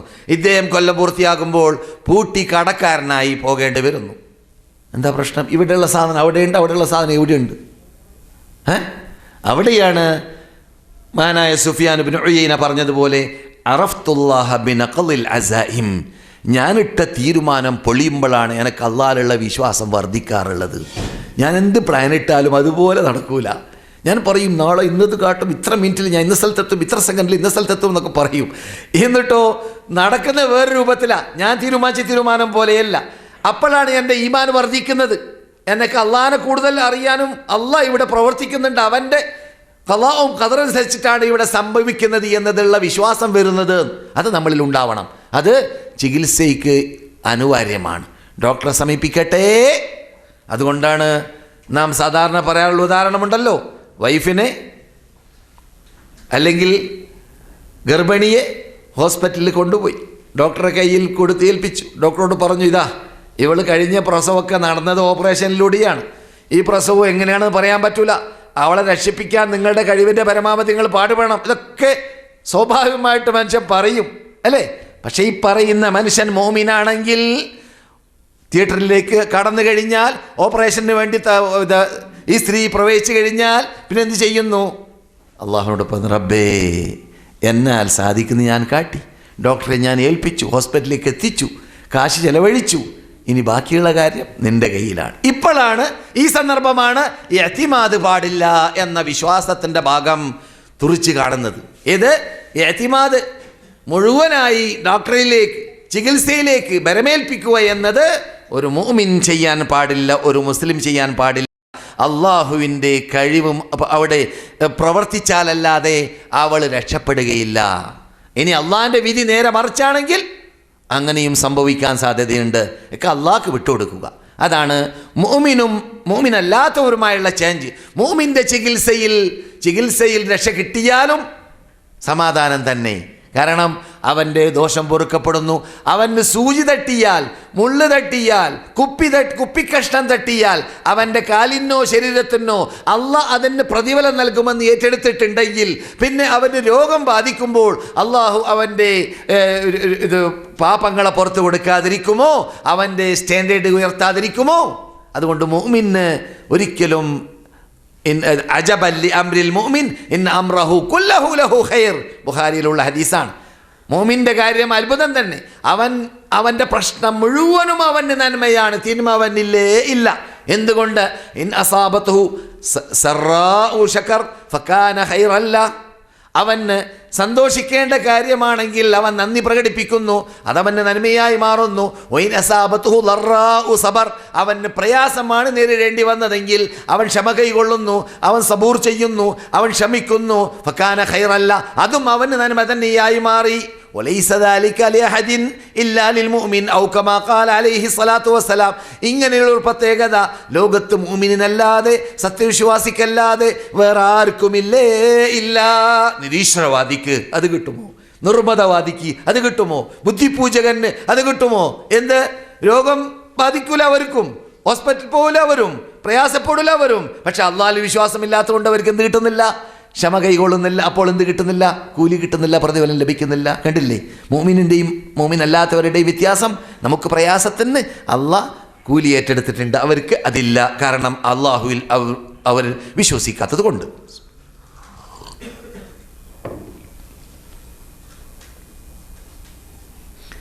അപ്പോൾ നാം പറഞ്ഞതുപോലെ ചികിത്സ അനുവദനീയമായതായിരിക്കണം ആദ്യത്തേത്. രണ്ടാമത്തേത്, ആ ചികിത്സ ചെയ്താൽ തന്നെ അതിൻ്റെ ഫലം അള്ളാഹ് ഉദ്ദേശിച്ചാലല്ലാതെ, ഡോക്ടറെ കൊണ്ടല്ല, മുസ്ലിയാരെ കൊണ്ടല്ല, തങ്ങളെ കൊണ്ടല്ല, മന്ത്രിച്ചാളെ കൊണ്ടല്ല, ആരുടെ കയ്യിലുമല്ല. ഒരു വ്യക്തിപൂജ വരാൻ പാടുള്ളതല്ല, വ്യക്തിപൂജ വരാൻ പാടുള്ളതല്ല. ആ ഡോക്ടറുടെ അടുക്കിലേക്ക് ചെന്ന രക്ഷയുണ്ട് എന്നതല്ല. ആ ഡോക്ടറുടെ ചികിത്സ അള്ളാഹ് ഉദ്ദേശിക്കുകയാണെങ്കിൽ ഫലിക്കും. ആ വിശ്വാസം നമ്മളിൽ വേണം. അതിൻ്റെ അർത്ഥം കഴിവ് കൽപ്പുള്ള ഡോക്ടർമാർ അന്വേഷിച്ച് പോകണ്ട എന്നല്ല കേട്ടാ. പ്രാപ്തരായ, കഴിവ് കൽപ്പുള്ള, അറിവുള്ള, ഒരു വിഷയത്തിൽ, ഓരോ വിഷയത്തിലും സ്പെഷ്യലിസ്റ്റ് എടുത്ത ഡോക്ടർമാർ തന്നെയാണ് സമീപിക്കേണ്ടത്. കാരണം കണ്ടെത്താൻ അള്ളാഹിൻ്റെ കൽപ്പനയുണ്ട് എന്നതുകൊണ്ട് തന്നെ. മനസ്സിലായില്ലേ? കാരണം കണ്ടെത്തുക എന്നത് അള്ളാഹ് നമുക്ക് അനുവദിച്ച, കൽപ്പിച്ച ശൈലിയാണ്. അപ്പോൾ കാരണത്തിൽപ്പെട്ടതാണ് എന്ത്? രോഗം മാറാൻ വേണ്ടി പോകുമ്പോൾ രോഗത്തെ കണ്ടുപിടിക്കാനും രോഗത്തിനുള്ള കൃത്യമായ ചികിത്സ നൽകാനും അറിവുള്ള, പ്രാപ്തരായ, കഴിവുള്ള ഡോക്ടറെ കണ്ടെത്തുക എന്നുള്ളത് അല്ലേ? പറഞ്ഞറിയിക്കേണ്ടതില്ലല്ലോ. അതൊക്കെ ഇസ്ലാം പഠിപ്പിക്കുന്ന, അനുവദിക്കുന്ന, കൽപ്പിക്കുന്ന ഭാഗങ്ങളാണ്. അള്ളാഹു ഉദ്ദേശിക്കുകയാണെങ്കിൽ പെട്ടെന്ന് ചികിത്സ കിട്ടും, അള്ളാഹു ഉദ്ദേശിക്കുകയാണെങ്കിൽ പിന്തുകയും ചെയ്യും. അതൊക്കെ അള്ളാഹുവിൻ്റെ കയ്യിലാണെന്ന് നാം പഠിച്ചു. അതിപ്പോൾ നമ്മൾ പ്രാർത്ഥിച്ചാൽ തന്നെ, പ്രാർത്ഥിക്കുമ്പോൾ ഉത്തരം കിട്ടാറുണ്ടോ? ഇല്ലല്ലോ. നമ്മുടെ നേതാക്കൾ പറഞ്ഞ വാക്കുകളിൽ പെട്ടതാണ് ലാ യകുൻ തഅഖുറ അമദിൽ അതാഇ ബിദ്ദുആഇ മുജിബൻ ലിയസിക മിനൽ ഇജാബ ഫഇന്നഹു ളമിന ലകൽ ഇജാബ ഫീമാ യഖ്താറുഹു ലിനഫ്സിക ലാ ഫീമാ തഖ്താറുഹു ലക വഫിൽ വഖ്തിൽ ലദീ യുരീദ് ലാ ഫിൽ വഖ്തിൽ ലദീ തുരീദ്. എന്താണ്? ഹദീസല്ല കേട്ടാ, പണ്ഡിതന്മാരുടെ വചനങ്ങളാണ്, വാക്കുകളാണ്, നമ്മുടെ നേതാക്കളുടെ. ലാ യകുൻ തഅഖുറ അമദിൽ അതാഇ ബിദ്ദുആഇ, പ്രാർത്ഥനയുടെ ഫലം പിന്തുക എന്നതിലൂടെ ഒരിക്കലും നിനക്ക് നിരാശ ഉണ്ടാവാൻ കാരണമായി തീരരുത്. എന്താ അല്ലാഹ് ഞാൻ ചോദിച്ചിട്ടും തരാത്തത് എന്ന് തോന്നരുത്. എന്തുകൊണ്ട്? ഫഇന്നഹു ളമിന ലകൽ ഇജാബ, അവൻ ഉത്തരം ചെയ്യാൻ ഏറ്റെടുത്തത് ഫീമാ യഖ്താറുഹു ലക, നിനക്ക് വേണ്ടി അവൻ സെലക്ട് ചെയ്ത കാര്യങ്ങളിലാണ്. ലാ ഫീമാ തഖ്താറുഹു ലിനഫ്സിക, നിനക്ക് നീ ഇഷ്ടപ്പെട്ട കാര്യങ്ങളിലല്ല. എന്തുകൊണ്ട്? അസ അൻ തക്റഹു ഷൈഅൻ, ചില കാര്യങ്ങൾ നിങ്ങൾ വെറുക്കും, ഖൈറുൽ ലക്കും, നിങ്ങൾക്ക് നന്മയായിരിക്കാം. വഅസാ അൻ തുഹിബ്ബു ഷൈഅൻ, ചില കാര്യങ്ങൾ നിങ്ങൾ ഇഷ്ടപ്പെടും, വഹുവ ശർറുൽ ലക്കും, നിങ്ങൾക്ക് തിന്മയായിരിക്കാം. കാര്യങ്ങൾ അതിൻ്റെ ആഴത്തിൽ കൃത്യമായി അറിയുന്ന ആളാരാണ്? അല്ലാഹു യഅലമു വഅൻതും ലാ തഅലമൂൻ, അല്ലാഹയാണ് അറിയുന്നവൻ, നിങ്ങൾക്ക് വിവരമില്ല. യാഥാർത്ഥ്യം. ഫിൽ വഖ്തില്ലദീ യുരീദ്, അല്ലാഹ് ഉദ്ദേശിക്കുമ്പോൾ, ലാ ഫിൽ വഖ്തില്ലദീ തുരീദ്, നീ ഉദ്ദേശിക്കുമ്പോഴും അല്ല. ഇത് പ്രാർത്ഥനയുടെ സ്ഥിതിയാണ്. അതുപോലെ തന്നെയാണ് എന്ത് നാം കേൾക്കാൻ പോകുന്നതായ ഇസ്ലാമിക ചികിത്സയുടെ സ്ഥിതിയും, അപ്രകാരം നാം ചികിത്സിക്കുന്ന ഏത് ചികിത്സയുടെ സ്ഥിതിയും. പക്ഷെ മുഅ്മിന് എവിടെയും വിജയം എന്ന് നാം പഠിച്ചു. രോഗം ബാധിച്ചാലും ചികിത്സയിൽ രോഗം മാറിയില്ലെങ്കിലും എല്ലാം മുസ്ലിമിന് വിജയം തന്നെ. വമാ തശാഊന ഇല്ലാ അൻ യശാ അല്ലാഹ്, അള്ളാഹു ഉദ്ദേശിക്കുമ്പോഴല്ലാതെ നിങ്ങൾക്ക് ഒന്നും നിങ്ങളുടെ കയ്യിൽ അള്ളാഹു തന്നിട്ടില്ല. അള്ളാഹുവിൻ്റെ കയ്യിലാണെല്ലാം. അള്ളാഹ് പറഞ്ഞ രൂപത്തിൽ ജീവിക്കാനാണ് നമ്മളോട് കൽപ്പിക്കപ്പെട്ടത്. നാം അതിന് മനക്കെടുമ്പോൾ അതിനുള്ള ഹിദായത്തും തൗഫീഖും അള്ളാഹ് നൽകുന്നു. നാം വേണ്ട എന്ന് വെക്കുമ്പോൾ നരകത്തിലേക്ക് തെളിക്കപ്പെട്ടവരുടെ കൂട്ടത്തിൽ തെളിക്കപ്പെടുകയും ചെയ്യുന്നു. ശരി, നാം എന്ത് പഠിച്ചു? കാരണം ഇലാജിന് വേണ്ടി, ചികിത്സയ്ക്ക് വേണ്ടി, ചികിത്സ എന്നത് ഇസ്ലാം അനുവദിച്ച കാരണത്തിൽപ്പെട്ടതാണ്. അല്ലാഹു സുബ്ഹാനഹു വ തആല ഖുർആനിൽ പറയുന്നു, വഇദാ മരിൽതു ഫഹുവ യശ്ഫീൻ, അല്ലേ? എനിക്ക് രോഗം ബാധിച്ചാൽ എൻ്റെ രോഗത്തെ മാറ്റൽ അള്ളാഹുവാണെന്ന് പറയണമെന്ന് ഇബ്രാഹിമിനെ കൊണ്ട് പറയിപ്പിച്ചു. അതേ വാക്ക് റസൂലുള്ളാഹിയുടെ നാവിലൂടെ നാം കേൾക്കുകയും ചെയ്തു. രോഗം ബാധിച്ചാൽ മാറ്റുന്ന ആൾ അള്ളയാണ്. ഈ ആയത്ത് നാം ഇവിടെ ഹോസ്പിറ്റലിൽ എഴുതി വെച്ചതായിട്ട് കാണുന്നു, അല്ലേ? സ്വതന്ത്രബൻ ഹോസ്പിറ്റലൊക്കെ എഴുതി വെച്ചതായിട്ട് കാണാം ഈ ആയത്ത്. അള്ളാഹു പറയുന്നു, അമ്മൻ യുജീബുൽ മുൽത്തറ ഇദാ ദഅാഹ് വയക്ഷിഫുസ് സൂഅ വയജഅലുകും ഖുലഫാഅൽ അർദ് അഇലാഹും മഅല്ലാഹ് ഖലീലം മാ തദക്കറൂൻ. പ്രയാസപ്പെടുന്ന വേളയിൽ പ്രാർത്ഥിക്കുന്നവൻ പ്രാർത്ഥിക്കുമ്പോൾ, രോഗമുള്ള ആൾ അതുപോലെ പ്രയാസം സൂ ഉണ്ടല്ലോ, രോഗം സൂയിൽപ്പെട്ടതാണല്ലോ, രോഗങ്ങൾ സൂയിൽപ്പെട്ടതാണ്. പ്രയാസങ്ങളിൽ പെട്ടുമുഴുകി ജീവിക്കുന്ന വേളയിൽ, അള്ളാഹുവിനോട് തേടുന്ന വേളയിൽ ആരാണ് മറുപടി നൽകുക? അള്ളാഹു പറയുന്നു, ഇലാഹും അല്ലാഹ്. നമ്മുടെ വിഷയം സൂമാറലാണ്, അതുകൊണ്ട് ആ ഭാഗം നാം പഠിക്കാം. ഇലാഹും അല്ലാഹ്, നിങ്ങൾക്ക് ഇത് കാട്ടിത്തരാൻ, നിങ്ങളുടെ രോഗം മാറ്റാൻ, നിങ്ങളുടെ പ്രയാസം ദൂരപ്പെടുത്തി തരാൻ അള്ളാഹു അല്ലാതെ നിങ്ങൾക്ക് വേറെ ഇലാഹുണ്ടോ കൂട്ടരെ? വേറെ ഇലാഹ് നിങ്ങൾക്കുണ്ടോ? എന്താ അതിൻ്റെ അർത്ഥം? നിങ്ങളുടെ രോഗം മാറ്റുക എന്നത് ആരുടെ പണിയാണ്? അള്ളാഹുവിൻ്റെ പണിയാണ്. അതുകൊണ്ട് ആ അള്ളാഹുവിന് കൊടുക്കേണ്ടത് വേറെ ശക്തികൾക്ക് നിങ്ങൾ കൊടുത്താൽ ആ ശക്തികളെ നിങ്ങൾ ആരാക്കി മാറ്റലായി? ഇലാഹാക്കി മാറ്റലായി. അതുകൊണ്ട് അള്ളാഹു അങ്ങനെ പച്ച അറബിയിൽ ഇങ്ങനെ പഠിപ്പിച്ചതാണ്. എന്താണ് ഇത്? മറ്റുള്ളവരോട്, അള്ളാഹിനോട് മാത്രം ചോദിക്കേണ്ട കാര്യങ്ങൾ ചോദിച്ചാൽ എന്താണ് അവനായി മാറുക? അള്ളാഹു അല്ലാത്തവരെ ഇലാഹാക്കി മാറി. അതുകൊണ്ടാണ് ഞാൻ നേരത്തെ പറഞ്ഞ ഓപ്പറേഷൻ തിയേറ്ററിലേക്ക് കടന്ന ശേഷം പിന്നെ അള്ളാഹിനോട് കൈപ്പൊക്കി, അള്ളാഹുവേ എൻ്റെ ഭാര്യയെ നീ രക്ഷപ്പെടുത്തണം എന്ന് പറയുന്നതിന് പകരം നഫീസത്ത് മാലയോ മൊഹീദ്ദീൻ മാലയോ ബദർ മൗലൂദോ മറ്റേതെങ്കിലും ചെല്ലിപ്പാടി പ്രഹസനം കാട്ടി അള്ളാഹു അല്ലാത്ത കാഷ്ടിക്കുന്ന മൂത്രിക്കുന്ന ഷിട്ടികളോടാണ് ആ പ്രശ്നം പരിഹരിക്കാൻ വേണ്ടി ചോദിക്കുന്നതെങ്കിൽ അവൻ്റെ ഭാര്യ രക്ഷപ്പെടട്ടെ രക്ഷപ്പെടാതിരിക്കട്ടെ, ഇവൻ അതിലൂടെ നരകത്തിലേക്ക് പോകേണ്ടി വരും. മനസ്സിലായില്ലേ? ഈ പൂജാരിയുടെ അടുക്കലേക്ക് പോയാലും ചിലപ്പോൾ രോഗം മാറാം. അത് ചിലപ്പോൾ പരിശോധിക്കാൻ വേണ്ടി അള്ളാഹു രോഗം മാറ്റിയേക്കാം. ഇവിടെ കുറേ വർഷം ക്ലാസ് കേട്ട ഒരു സുഹൃത്തിനെ നിങ്ങൾ ഓർക്കുന്നുണ്ടായിരിക്കാം, പഴയ ആൾക്കാർക്ക് ഓർമ്മയുണ്ടായിരിക്കും. ശബരിമലയുടെ മീതെ കയറിയ സഹോദരൻ, അല്ലേ? സെയ്ദ് സാഹിബിന് ഓർമ്മയുണ്ട്.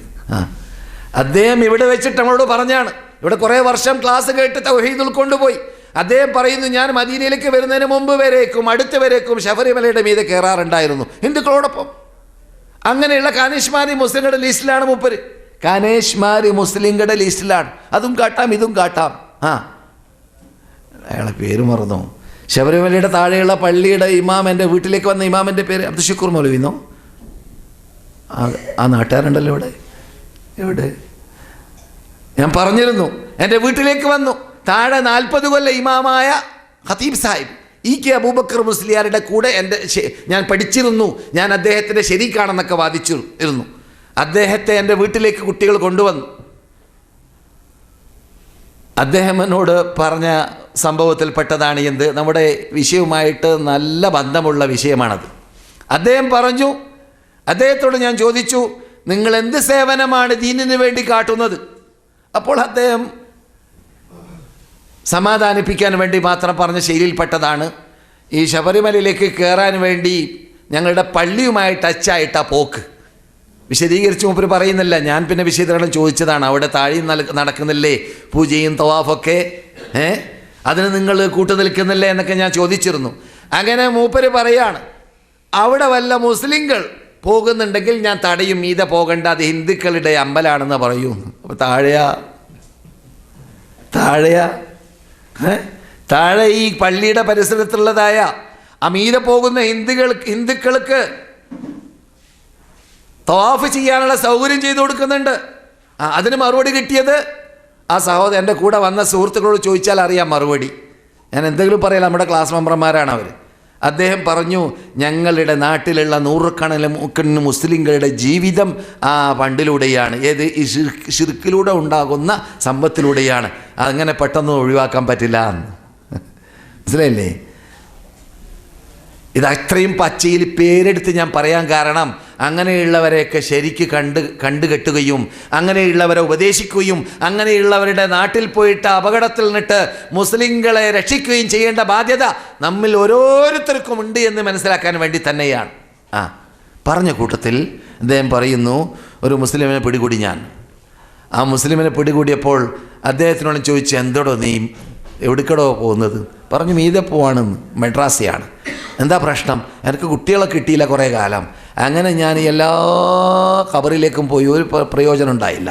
അവസാനം ഒരു ഹിന്ദു സുഹൃത്ത് മെഡ്രാസ് എന്ന് പറഞ്ഞു, കേരളത്തിൽ പോയാൽ അവിടെയുണ്ട് ഒരു ശബരിമല, അവിടേക്ക് പോകാൻ നേർച്ചയാക്കിക്കോ, കുട്ടിയെ കിട്ടുമെന്ന്. അങ്ങനെ എനിക്ക് കുട്ടിയെ കിട്ടി. അങ്ങനെ ഞാൻ നേർച്ച വിടാൻ വേണ്ടി വന്നതാണ്. ഇപ്പോൾ ശബരിമലയിലേക്ക് പോകാൻ നേർച്ചയാക്കിയത് കൊണ്ടാണോ കുട്ടിയെ കിട്ടിയത്? അല്ല, കുട്ടിയെ അള്ളാഹ് അദ്ദേഹത്തിന് കൊടുക്കാൻ തീരുമാനിച്ച വേളയിൽ കൊടുത്തു. പക്ഷേ അത് ഏറ്റുമുട്ടിയപ്പോൾ യോജിച്ച് വന്നപ്പോൾ അദ്ദേഹത്തെ പരിശോധിക്കൽ കൂടി അതിലുണ്ട്. അദ്ദേഹത്തെ പരിശോധിക്കൽ കൂടി അന്ന് സാമരി ആരുടെ എന്തിനെയാണ് എന്താ കാട്ടിയത്? സാമരി എന്താ കാട്ടിയത്? പശു, ജിബ്രീൽ കയറിയ പശു നടന്ന സ്ഥലത്തുനിന്ന് മണ്ണെടുത്തിട്ട് എന്ത് ചെയ്തു? ഒരു കോലം ഉണ്ടാക്കി അതിനെ നിക്ഷേപിച്ചു. അള്ളാഹിൻ്റെ ഭാഗത്തുനിന്ന് പരിശോധിക്കാൻ വേണ്ടി ശബ്ദം ഉണ്ടാക്കി കൊടുത്തു. അള്ളാഹ് എന്ത് ചെയ്തു? അതിനൊരു ശബ്ദം ഉണ്ടാക്കി പരിശോധിക്കാൻ വേണ്ടി. അങ്ങനെയാണ് അള്ളാഹുവിൻ്റെ ശൈലി. ഇത് അള്ളാഹിനോട് മല്ലിടുന്നവരെ അള്ളാഹ് വീണ്ടും പരീക്ഷണത്തിൽ പെടുത്തും. അള്ളാഹു സുബ്ഹാനഹു വ തആല അവരെ പരിശോധിച്ച ശൈലിയാണ്. മുശ്രിക്കാവുന്നവർ മുശ്രിക്കുകളായി, തെറ്റുന്നവർ തെറ്റി, നല്ലവരായി മാറുകയും ചെയ്തു. നല്ലവരാര്, വടക്ക് ആര് എന്ന് പരിശോധിക്കാൻ വേണ്ടി ലിയമീസ് അല്ലാഹുൽ ഖബീസ മിനത് തയ്യിബ്, ഏത് തയ്യിബ് ഏത് ഖബീസ് എന്ന് പരിശോധിക്കാൻ വേണ്ടി അള്ളാഹ് അങ്ങനെയുള്ള പരീക്ഷണങ്ങൾ സാധാരണ കാട്ടും. അതുകൊണ്ട് ഞാൻ പറയാറുണ്ട്, വൈദ്യശേഖേ എൻ്റെ പാസ്പോർട്ട് മടക്കി തരണമേ എന്ന് പറയുമ്പോൾ വല്ലപ്പോഴും ഒരാളുടെ കയ്യിലേക്ക് പാസ്പോർട്ട് കിട്ടിയാൽ അവൻ ഒരിക്കലും ശിർക്ക് ചെയ്യൽ നല്ലതാണെന്ന് കരുതി പോകരുത്. എന്തുകൊണ്ട്? നിന്നെ ശിർക്കിൽ തന്നെ അടിയോർച്ച് നിർത്താൻ വേണ്ടി ഒരു പക്ഷേ ഇബ്ലീസ് നിൻ്റെ പാസ്പോർട്ട് എവിടെയാണുള്ളതെന്ന് അറിയുമെങ്കിൽ അവനത് കൊണ്ടുവന്ന് കൊടുക്കാൻ സാധ്യതയുണ്ട്. മനസ്സിലായില്ലേ? എന്തിന്? ഇബ്ലീസിന് വേണ്ടത് ആദമിൻ്റെ സന്തതികൾ ശിർക്കിൽ തന്നെ ജീവിക്കണമെന്നതാണ്. അപ്പോൾ നമ്മുടെ വിഷയം ഇസ്ലാമിക ചികിത്സയായിരിക്കണം. അല്ലാത്തതിലൂടെ ഫലം കിട്ടിയാലും കിട്ടിയില്ലെങ്കിലും, മനസ്സിലായില്ലേ? അല്ലാത്തതിലൂടെ ഫലം കിട്ടിയാലും കിട്ടിയില്ലെങ്കിലും ഇസ്ലാമിക ചികിത്സയല്ലാതെ നാം ചികിത്സിക്കാൻ പാടുള്ളതല്ല. പൂജാരി അടുക്കിലേക്ക് പോയാലോ, അല്ലെങ്കിൽ ഇസ്മിൻ്റെ പണിക്കാരൻ എന്ന് പറയുന്നതായ കണക്കപ്പിള്ളയുടെ സ്വഭാവമുള്ള ഖുർആൻ കൊണ്ട് മാത്രം, സുന്നത്ത് കൊണ്ട് മാത്രം, ഇസ്ലാം അനുവദിച്ച രൂപത്തിൽ മാത്രം മന്ത്രിക്കുന്ന, ഖുർആൻ ഓതി ചികിത്സിക്കുന്ന ആളെക്കുറിച്ചല്ല ഈ പറയുന്നത്.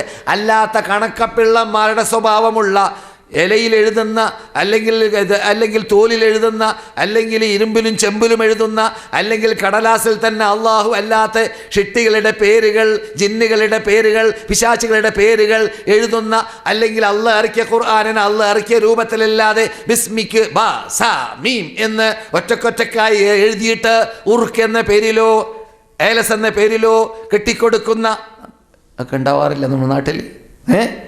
അതൊക്കെ അങ്ങനെയുള്ളവരെ സമീപിച്ചാൽ 40 എന്താ സംഭവിക്കുക? അതിലൂടെ രോഗം മാറുമെന്ന വിശ്വാസത്തിലൂടെയാണ് സമീപിക്കുന്നതെങ്കിൽ അവൻ അല്ലാഹ് ഇറക്കിയ ഖുർആനിനെ നിഷേധിച്ച ആളായി മാറിയെന്ന് നബിയുനാ മുഹമ്മദ് റസൂലുള്ളാഹി ഫഖദ് കഫറ ബിമാ ഉൻസില അലാ മുഹമ്മദ് സല്ലല്ലാഹു അലൈഹി വസല്ലമിൽ ഇറങ്ങിയതിൽ കാഫറായ ആളായി മാറി. ഇനി വിശ്വസിച്ചില്ല, വെറുതെ ഇങ്ങനെ ജനങ്ങൾ പോകുമ്പോൾ ഞാനും പോയി എന്ന് അങ്ങനെ പോകുന്നവരുണ്ടല്ലോ, ഉണ്ട്. അങ്ങനെ പോയാലോ 40 ദിവസത്തെ നമസ്കാരവും കുന്നുകയറി എന്നാണ് റസൂലുള്ളാഹി പറയുന്നത്. അല്ലാഹ് കാത്തുരക്ഷിക്കട്ടെ. അതുകൊണ്ട് ആർക്കും അറിയില്ല എന്ത്, ആരുടെ കയ്യിലുമില്ല എന്ത് ബർക്കത്ത് അള്ളാഹുവിൻ്റെ കയ്യിലാണ്. അള്ളാഹ് ആ ബർക്കത്ത് നൽകൽ എപ്പോഴാണ്? അള്ളാഹ് ഉദ്ദേശിച്ച ശൈലിയിൽ നാം ചികിത്സ ഉപയോഗിച്ചാൽ മാത്രമാണ് എന്നതാണ് പറഞ്ഞു വരുന്നത്. മാരണം എന്നത് ഇസ്ലാം ഉണ്ട് എന്ന് അംഗീകരിച്ച ഒരു സാധനമാണ്. മാരണം എന്ന സാധനം ഉണ്ടല്ലോ അല്ലേ? ഖുർആൻ പറയുന്നുണ്ട് മാരണം എന്നൊരു സാധനമുണ്ട്. പക്ഷേ ആ മാരണത്തിലൂടെ ദ്രോഹമുണ്ടാവാം എന്നും പറയുന്നുണ്ട്.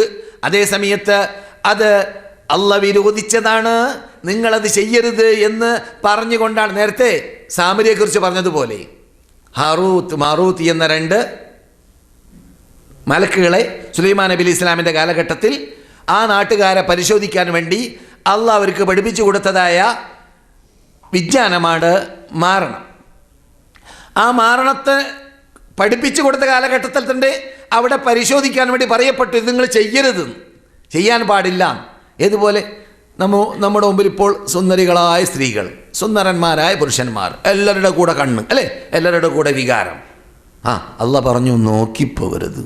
ഖുല്ലിൽ മുഅ്മിനീൻ يغضوا من أبصار قل للمؤمنات يغضضن من أبصارهن ويحفظن فروجهن ولا يبدين زينتهن وقل للمؤمنات عليه وقل للمؤمنين يغضوا من أبصارهم ويحفظوا فروجهم ذلك أزكى لهم وقل للمؤمنات يغضضن من أبصارهن ويحفظن فروجهن. കൽപ്പന അങ്ങനെയാണ്. ഏത് നിങ്ങൾക്ക് കണ്ണുണ്ടെങ്കിലും കാണാൻ പാടില്ലാത്ത പെണ്ണുങ്ങളെ അല്ലയോ പുരുഷന്മാരെ നിങ്ങൾ നോക്കിപ്പോകരുത്. നിങ്ങൾക്ക് കണ്ണുണ്ടെങ്കിലും കാണാൻ പാടില്ലാത്ത സ്ത്രീകളെ നിങ്ങളുടെ കണ്ണുകൊണ്ട് നിങ്ങൾ നോക്കരുത്. പുരുഷന്മാരോട് 2 വിഭാഗത്തോടും നോട്ടം നോക്കാൻ പാടില്ല. അതുപോലെ സിഹർ എന്ന ഒരു സാധനം അള്ളാഹു മലക്കുകളിലൂടെ ഇറക്കി അവരെ പരിശോധിക്കുകയായിരുന്നു. അള്ളാഹു സുബ്ഹാനഹു വ തആല പറയുന്നു വമാഹും ബിദാരീന മിൻ അഹദിൻ ഇല്ല ബിഇദ്നില്ല. അള്ളാഹ് ഉദ്ദേശിച്ചല്ല അല്ലാതെ ആ മാരണത്തിലൂടെ ദ്രോഹമുണ്ടാക്കാൻ സാധിക്കുന്നതല്ല. അപ്പോൾ അവിടെയും അള്ളാഹ് ഉദ്ദേശിച്ചാലേ എന്ത് സംഭവിക്കുകയുള്ളൂ? മാരണം തട്ടുള്ളൂ, സിഹർ തട്ടുള്ളൂ. മനസ്സിലായില്ലേ? അതുകൊണ്ടാണ് അള്ളാഹു സുബ്ഹാനഹു വ തആല നമ്മളോടിപ്പോൾ അന്യ സ്ത്രീകളെ കാണാൻ പാടില്ല, വികാര നോട്ടം പുരുഷന്മാരും സ്ത്രീകളും. അതുകൊണ്ട് സ്ത്രീകൾ പ്രത്യേകിച്ച് പർദ്ദ ധരിക്കുകയും വേണം അന്യ പുരുഷന്മാരുടെ മുമ്പിൽ. ഇത് വികാര സ്ത്രീകളെക്കാളും കൂടുതൽ പെട്ടെന്ന് ഇളകൽ പുരുഷന്മാർക്കാണ് എന്നതുകൊണ്ട് പുരുഷന്മാർ കാണാത്ത രൂപത്തിലായി മാറണം. പെണ്ണുങ്ങളുടെ ഭംഗിയുള്ള ഭാഗങ്ങൾ എന്നൊക്കെ കൽപ്പിക്കപ്പെട്ടതുപോലെ തന്നെ എന്തു ചെയ്തു? മാരണം ചെയ്യാൻ പാടില്ല, അത് ഹറാമാണ്. അത് ചിലപ്പോൾ അതിൽ ഷിർക്കിൻ്റെ ഭാഗമുണ്ടെങ്കിൽ അത് ഷിർക്കാണ്. അത് തട്ടട്ടെ തട്ടാതിരിക്കട്ടെ. അത് തട്ടുകയാണെങ്കിൽ തന്നെ അത് ഞാൻ ഉദ്ദേശിക്കുകയാണെങ്കിലേ തട്ടുകയുള്ളൂ, ഇല്ലെങ്കിൽ തട്ടുകയില്ല. അവർക്ക് പഠിപ്പിക്കപ്പെട്ട മാരണത്തിൽ മായുഫർരിഖു ബിഹി ബൈനൽ മർഇ വസൗജിഹി, ഒരു മനുഷ്യൻ്റെയും അവൻ്റെ ഭാര്യയുടെയും ഇടയിൽ ഭിന്നിപ്പിക്കാൻ ഉള്ളതായ പരിശ്രമം നടത്തുകയായിരുന്നു അവരുടെ മരണത്തിലൂടെ എന്ന് അല്ലാഹ് പറയുന്നുണ്ട് സൂറത്തുൽ ബഖറയിൽ. അപ്പോൾ ഷിഫ അള്ളാഹുവിൽ നിന്നിട്ട് മാത്രമേ ഉള്ളൂ എന്ന കടുകട്ടിയുള്ള വിശ്വാസം വേണം. ഏത് ചികിത്സ അനുവദിക്കപ്പെട്ട കാരണം അത് മന്ത്രത്തിലൂടെയാവട്ടെ, ഡോക്ടറെ സമീപിക്കലിലൂടെ ആവട്ടെ, മരുന്നുപയോഗിക്കലിലൂടെ ആവട്ടെ, ചൂടുപിടിപ്പിക്കലിലൂടെ ആവട്ടെ, കാരണം ഇസ്ലാം ഷിഫയ്ക്ക് വേണ്ടിയുള്ള, മനുഷ്യൻ്റെ ആരോഗ്യത്തിന് വേണ്ടിയുള്ള എല്ലാ അന്തരീക്ഷങ്ങളും ഉണ്ടാക്കി തന്ന നന്മയുടെ മതമാണ് ഇസ്ലാം എന്നത് നമുക്കറിയാം. നോക്കൂ, നോമ്പ് സമയത്ത് ഒരാൾ യാത്ര പോകുമ്പോൾ അദ്ദേഹത്തിന് പ്രയാസമുണ്ടാവുകയാണെങ്കിൽ അള്ളാഹ് എന്ത് പറയുന്നു? നോമ്പ് പിന്നെ നോക്കി ഖള വീട്ടിയാൽ മതി. എന്തിനാണ്? ആരോഗ്യത്തെ സംരക്ഷിക്കാൻ. യാത്രവേളയിൽ തണുപ്പിൻ്റെ കാഠിന്യം കാരണത്താൽ ഒതു പിടിക്കാൻ സാധിച്ചില്ല, കുളിക്കാൻ സാധിച്ചില്ല, എന്ത് പറയുന്നു അള്ളാഹ്? തേമം ചെയ്താൽ മതി. എന്തുകൊണ്ട്? തണുപ്പ് ചൂടുള്ള വെള്ളം കിട്ടാൻ സമയത്തിൽ തണുപ്പ് ഉപയോഗിച്ചാൽ എന്ത് സംഭവിക്കും? രോഗമുണ്ടാവരുത് എന്നതാണ്. രോഗത്തിൽ നിന്നിട്ട് വിഖായ, സംരക്ഷണം, അതാണ് ഏറ്റവും മുഖ്യം ഇസ്ലാം നൽകുന്നത്. ഒദുവിലൂടെ അങ്ങനെ തന്നെ, നമസ്കാരത്തിലൂടെ അങ്ങനെ തന്നെ. ഉദ്ദേശം അതാവാൻ പാടില്ല എന്ന് മാത്രമേ ഉള്ളൂ.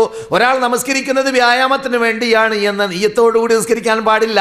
പക്ഷേ എത്ര പ്രത്യേകതയാണ് ആ നമസ്കാരത്തിലൂടെ നമുക്ക് ലഭിക്കുന്നത്, എത്ര നന്മയാണ് ആ നമസ്കാരത്തിലൂടെ പരലോകത്തിൽ ലഭിക്കാൻ പോകുന്നതല്ലാതെ ഈ ഇഹലോകത്തിൽ നിന്ന് ലഭിക്കുന്നത്. അവിടെ ചടഞ്ഞിരുന്നു കൊണ്ട് മുഖൈഫിൻ്റെ താഴെയോ ഹീറ്ററുടെ താഴെയോ, തണുപ്പ് കാലഘട്ടത്തിൽ ഹീറ്ററുടെ താഴെയോ ഇങ്ങനെ സ്വയം നമസ്കാര സമയത്ത് വീട്ടിൽ മനുഷ്യനെ പോലെയാണോ ആവേശത്തോടെ ഉന്മേഷത്തോടെ ഉളു പിടിച്ചുകൊണ്ട് പള്ളിയിലേക്ക്, ഹറമിലേക്ക് അള്ളാഹുവിൻ്റെ കൽപ്പന അനുസരിച്ചുകൊണ്ട് പോയി നമസ്കരിച്ച് മടങ്ങി വരുന്ന വ്യക്തി മടങ്ങുമ്പോഴും പോകുമ്പോഴും വരുമ്പോഴും ഭൗതികമായിട്ട് തന്നെ ഉണ്ടാകുന്നതായ വ്യായാമം വേറെയുണ്ട്. അത് ഉദ്ദേശിക്കാൻ പാടില്ല എന്ന് മാത്രമേ ഉള്ളൂ. അപ്രകാരം കൊല്ലത്തോട് കൊല്ലം 360 ദിവസം നാം പള്ളഠയായും കൊണ്ട് ഭക്ഷണം കഴിച്ചുകൊണ്ട് ഇരിക്കുന്ന വേളയിൽ 30 ദിവസമോ 29 ദിവസമോ നിർബന്ധമായിട്ട് ആ പള്ളിക്ക് ഒരു വിശ്രമം പകൽ സമയത്ത് നൽകുന്ന വേളയിൽ അതിലൂടെ ഉണ്ടാകുന്ന എത്രയോ രോഗങ്ങൾ മാറാൻ അത് കാരണമായി തീരുന്നു എന്ന് ഇന്നത്തെ ആധുനിക അമുസ്ലിം ശാസ്ത്രജ്ഞന്മാർ വരെ സമ്മതിച്ചതായ പരമാർത്ഥവും യാഥാർത്ഥ്യവും സത്യവുമാണ്. അതെല്ലാം നമുക്കറിയാവുന്നതായ യാഥാർത്ഥ്യമാണ്. അത് ഇസ്ലാം ഉദ്ദേശിക്കുന്നത് നന്മയാണ്. ഇസ്ലാം ഉദ്ദേശിക്കുന്നത് രോഗത്തിൽ വിട്ടു നിൽക്കലാണ്. ഇസ്ലാം ഉദ്ദേശിക്കുന്നത് മുസ്ലിങ്ങൾക്ക് അവരുടെ ഇഹപരലോക സമ്പാദ്യങ്ങൾക്ക് അനിവാര്യമായ ശൈലികളിൽ പെട്ടതാണ്. എന്ത്? അവർ വൃത്തിയുള്ളവരായി മാറണം. കൂനൂ കശ്ശാമത്തി ബൈനൽ ഉമം, സമൂഹത്തിൻ്റെ മുമ്പിൽ ക്ഷാമ പോലെ നിങ്ങളായി മാറണം എന്ന ഇസ്ലാമിൻ്റെ കൽപ്പനയാണ്. നോമ്പ് പറഞ്ഞു, നാം നമസ്കാരം പറഞ്ഞു, അതുപോലെ തന്നെ ഹജ്ജ് നോക്കുങ്ങൾ. ഹജ്ജിലെന്താ പറഞ്ഞ്? അവിടെയും പറയുന്നുണ്ട്, നിങ്ങൾ എന്നിട്ട് ആർക്കെങ്കിലും പ്രയാസമുണ്ടെങ്കിൽ ഹജ്ജ് വേളയിൽ തലയിൽ പേന് നിറഞ്ഞു പോയി എന്ന് വിചാരിക്കുക. ചിലപ്പോൾ ദൂരെ നിന്നൊക്കെ യാത്ര ചെയ്ത് വരുന്ന ആൾ, അദ്ദേഹത്തിന് മുടി വെട്ടാനൊന്നും സമയം കണ്ട് കാണൂല, പേനൊക്കെ നിറഞ്ഞു കാണും. അല്ലെങ്കിൽ യാത്ര ചെയ്യുന്ന വേളയിൽ കപ്പലിലൊക്കെ മണ്ട് കയറി വരുമ്പോൾ എന്ത് കടന്നുകൂടാൻ സാധ്യതയുണ്ട്. ഞാൻ കപ്പലിൽ ഹജ്ജിന് വന്ന ആളാണ് 41 കൊല്ലം മുമ്പ്. അപ്പോൾ ഒന്നിച്ചിട്ട് 3000, 2500 പേരൊക്കെ ഒരു കപ്പലിൽ ഇങ്ങനെ ഇടുങ്ങി 15 ദിവസം 8 ദിവസം 10 ദിവസമൊക്കെ താമസിക്കുമ്പോൾ എന്തെല്ലാം സംഭവിക്കും? ഇടയ്ക്കിടയ്ക്ക് ആൾക്കാരെ ഭരിക്കും. ഞങ്ങളിങ്ങനെ മയ്യത്തിനെ കെട്ടി താഴ്ത്തും വെള്ളത്തിലേക്ക്. ഞാൻ ഓർക്കുന്നുണ്ട് മയ്യത്തിനെ കെട്ടി താത്തിയത്. എവിടേക്ക്? എന്തുകൊണ്ട്? ഫ്രിഡ്ജിലല്ലോ. മയ്യത്തിന് എവിടെ വെക്കാനാ? നാറൂലേ നാളെ വരെ വെച്ചാൽ. അപ്പോൾ കപ്പലിന് മരിച്ചാൽ അവിടെ തന്നെ താഴ്ത്താണ്. അപ്പോൾ അങ്ങനെയുള്ള പ്രയാസമൊക്കെ നേരിട്ട് കൊണ്ടാണ് ഹജ്ജിനൊക്കെ വരുമ്പോൾ ചിലപ്പോൾ പ്രയാസമുള്ള സമയത്ത് മറ്റുള്ളവരുടെ തലയിലേക്കും പേര് കയറാതിരിക്കാനും രോഗം വ്യാപകമാവാതിരിക്കാനും അള്ളാഹുവിൻ്റെ കൽപ്പന, നിങ്ങൾ മുടി വെട്ടാൻ പാടില്ല ആ സമയത്ത്. അതേസമയത്ത് അതിന് എന്ത് വേണം? നിങ്ങൾ നഷ്ടപരിഹാരമായിട്ട് ഒന്നിരിക്കലോ 6 മിസ്കീന്മാർക്ക് ഭക്ഷണം നൽകണം, അല്ലെങ്കിൽ 3 നോമ്പ് പിടിക്കണം, അല്ലെങ്കിൽ ഒരു ആടറക്കണം എന്നല്ലാഹുവിൻ്റെ കൽപ്പന വന്നു. അവിടെയും ഉദ്ദേശിക്കുന്ന വൃത്തിയാണ് ഇസ്ലാം. നോക്കൂ, നമുക്കറിയാവുന്നതുപോലെ ഇത് പ്രതിരോധ വകുപ്പ് കണ്ടെത്തുക എന്നത് മുദാദ്ദ ഇപ്പോൾ പറയാം അല്ലേ? മുദാദ്ദ എന്ന് പറഞ്ഞാൽ ആൻറ്റിബയോട്ടിക് അല്ലേ? അതായത് രോഗം വരാതിരിക്കാനുള്ളതായ ജോലികൾ അത് നമ്മൾ കണ്ടെത്തേണ്ടതാണ്. റസൂൽ പഠിപ്പിച്ചല്ലോ, ഭക്ഷണം കഴിക്കുമ്പോൾ തന്നെ സുലുസുൻ ലി തആമിഹി വസുലുസുൻ ലി ശറാബിഹി വസുലുസുൻ ലി നഫസിഹി. ഭക്ഷണം കഴിക്കുമ്പോൾ ഭക്ഷണം ധാരാളമുണ്ടല്ലോ, കുറേ മണിയും കൂടെ ഉണ്ട്, എന്തെങ്ങനെ തിന്നാലും അത് പറ്റൂല. പിന്നെയോ 3 ഭാഗം ഭക്ഷണം, 3 ഭാഗം വെള്ളം, 3 ഭാഗം ഒഴിവായി കിടക്കുക. എന്തിനാണ്? ശ്വാസം കഴിക്കാൻ. ഇല്ലെങ്കിൽ ശ്വാസം കഴിക്കാൻ സാധിക്കാതിരിക്കുമ്പോൾ എന്നിങ്ങനെ വലിയ വലിയ ശബ്ദങ്ങളൊക്കെ വരാം.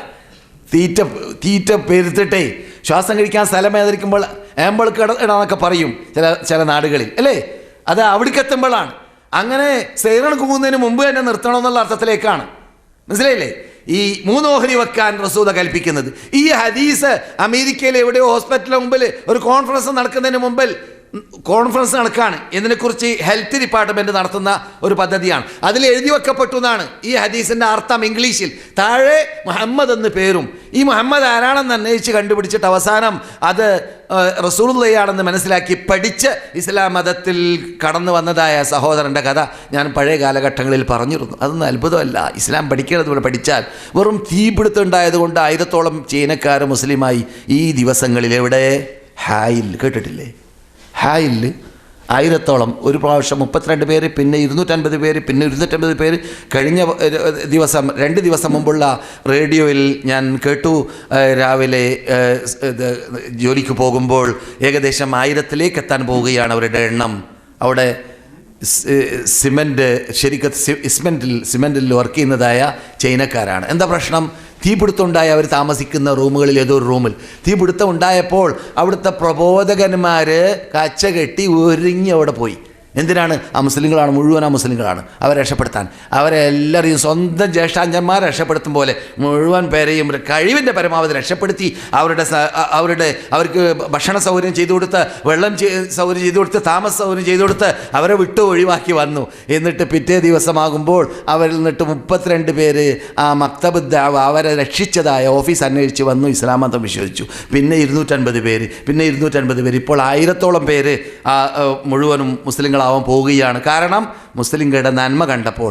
അവർ ഈ കമ്മ്യൂണിസ്റ്റ് രാഷ്ട്രത്തിൽ താമസിച്ചു വരല്ലേ, അവർക്ക് ജ്യേഷ്ഠൻ അനുജനെ കണ്ടുകൂടാ, അവർക്ക് വാപ്പയും മക്കളുമായിട്ട് ബന്ധമില്ല. ആ രൂപത്തിലുള്ളതായ മൃഗതുല്യ ജീവിതമാണ് അവരുടെ നാട്ടിൽ നയിക്കുന്നത്.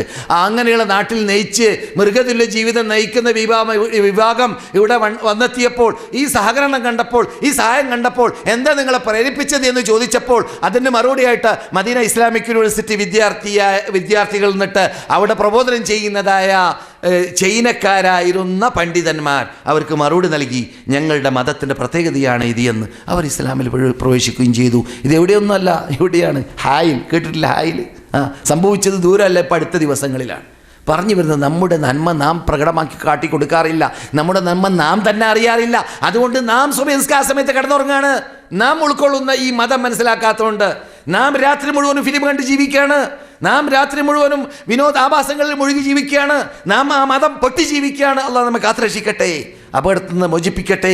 സത്യത്തിലേക്ക് മടങ്ങാൻ നമുക്ക് തൻ്റെ ഇടവും കഴിവും കെൽപ്പും അതിന് അനിവാര്യമായ ഈ മാനിക ആവേശവും അള്ളാഹു നമുക്ക് നൽകട്ടെ.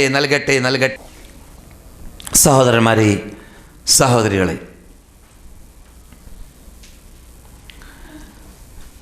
അതെ, നാം എവിടെയായിരുന്നു? ഇസ്ലാമിൻ്റെ നന്മകൾ എന്തിലൂടെ? രോഗം വരാതിരിക്കാൻ വേണ്ടി തന്നെയുള്ള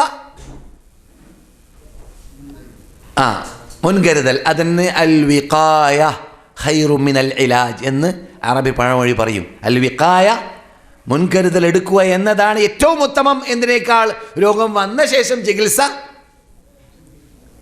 കണ്ടെത്തുന്നതിനേക്കാൾ എന്നത്. അത് ഇസ്ലാമിൻ്റെ തത്വങ്ങളിൽപ്പെട്ടതാണ്. നാം നേരത്തെ പറഞ്ഞു, മാ അൻസലല്ലാഹു ദാഅ ഇല്ലാ വഅൻസല മഅഹു ദവാഅ. ഇവിടെ രോഗമുണ്ടെങ്കിൽ ആ രോഗങ്ങൾക്കെല്ലാം അള്ളാഹു ചികിത്സയും ഇറക്കിയിട്ടുണ്ടെന്ന് നബിയുനാ മുഹമ്മദ് റസൂലുള്ളാഹി. ബുഖാരിയിൽ 5678 നമ്പർ ഹദീസാണ് നിങ്ങൾ കേട്ടത്.